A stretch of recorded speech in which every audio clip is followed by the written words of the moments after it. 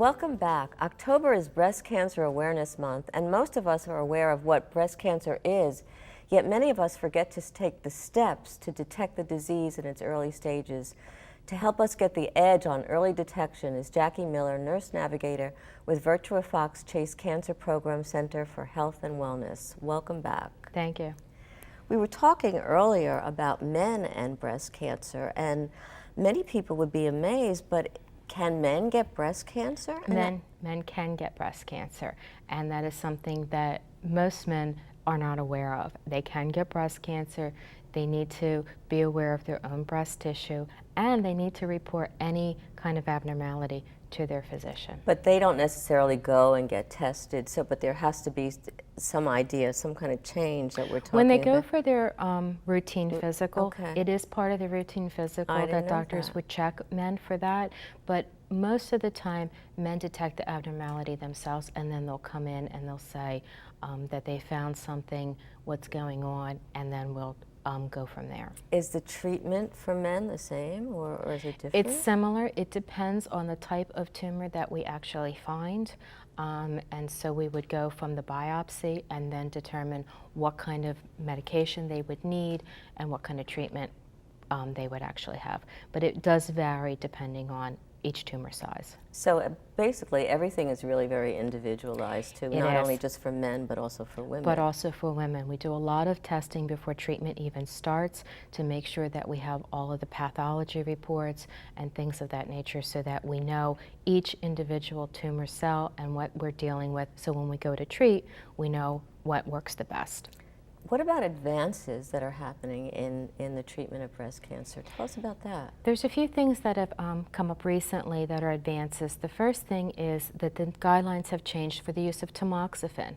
And women that... And tamoxifen is? Tamoxifen is a pill that women use depending on their type of breast cancer that they have. When their treatment is completed, they may be eligible to take tamoxifen or a pill that would prevent recurrence. So what we did in the past was tamoxifen was given for 5 years after the completion of chemotherapy.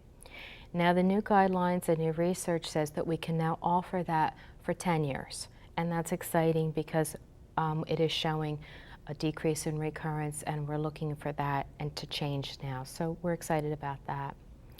Another advancement that's been made is there's a new medication that's coming out for HER2 positive breast cancer, and that's a specific... That's the name of it? It is. So if you have breast cancer and they actually look at it under the microscope, they'll determine if certain receptors are on your tumor. If those receptors are positive, then you would maybe considered HER2 positive. And at that point, there's a new medication that's just been approved, so that in conjunction with the medicine we're using now, we're seeing some very nice results with that. So that medicine is not used by itself, you're saying? It is not. It is used in conjunction, and that's how many of the medications are used as we add medicines together, so we'll get a better result with that. So we're excited that that's come on the market. Another thing that we're looking at is research is still continuing on a new gene called PALB2. And this is a gene that has been identified to increase, or if you have the mutation for the PALB2 gene, your risk of getting breast cancer is higher, and significantly higher. We're not doing routine testing yet for PALB2 genes, but we are looking at that down the road, and it's something that we're excited about to see if we can identify more high-risk women and get them into treatment sooner. So let's say that you're going to be doing that down the road. What would that mean? That everybody, or younger women, or women who just have that family history would be tested for that gene? What happens with that? Right now what we're looking at is testing women who have been diagnosed with breast cancer, and also if they've been diagnosed or they have a very strong family history.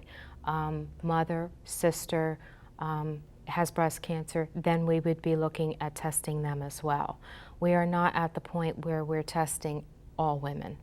Okay, but do you think that time will come, or you don't know? I'm not sure. I think that's still down the road as far as if that's a benefit and if that's going to be used as a screening tool or not.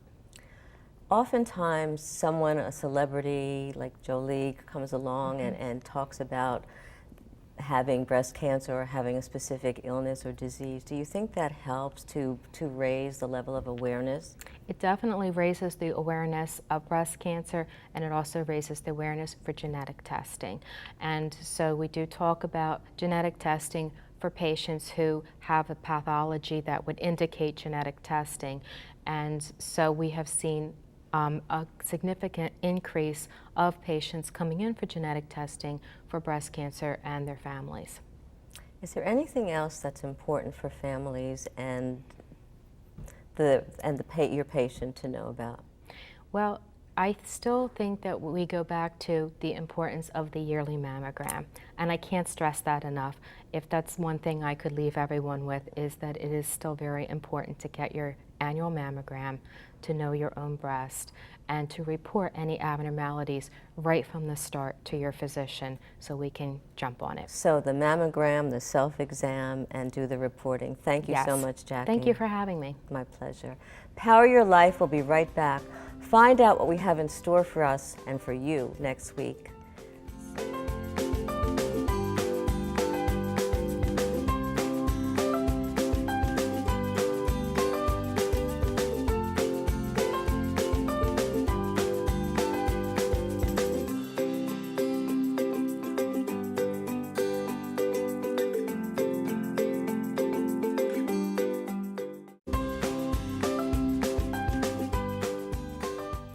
Before we go, I'd like to leave you with my PowerPoints for the week.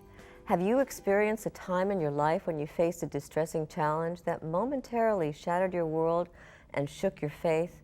It can happen to all of us. What's important to remember is no matter how isolated or how alone you may feel at that terrifying moment, you are not alone.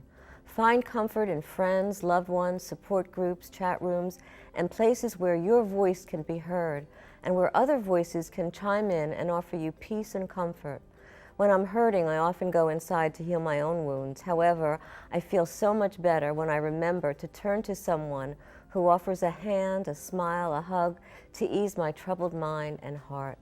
You have people in your life who also care and can be there to support you in whatever you're going through. Be both strong and vulnerable enough to ask for their help.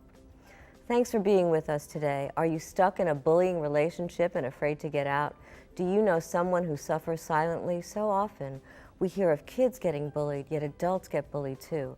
Next week, you'll meet a courageous woman who found the answer to her own freedom and now helps others find the same.